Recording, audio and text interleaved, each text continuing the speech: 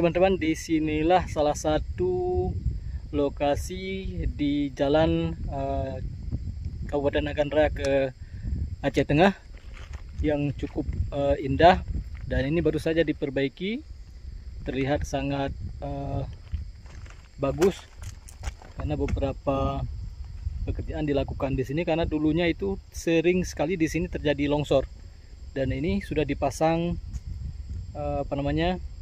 pengaman tebing, dan juga jalannya terlihat di belakang seperti ini, juga sudah dibuat betonisasi di kiri dan kanan jalan.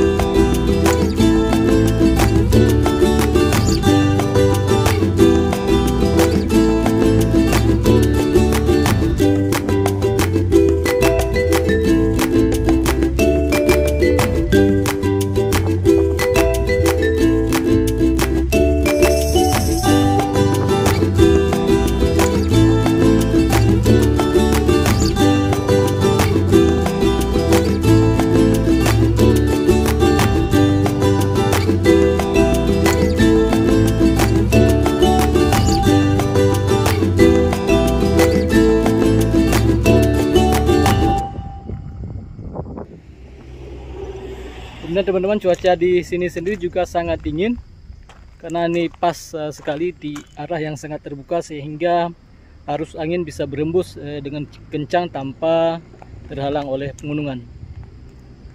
Dan ini lokasinya di kaki pegunungan Singamata. Sebentar lagi kita akan mencapai puncak tertinggi.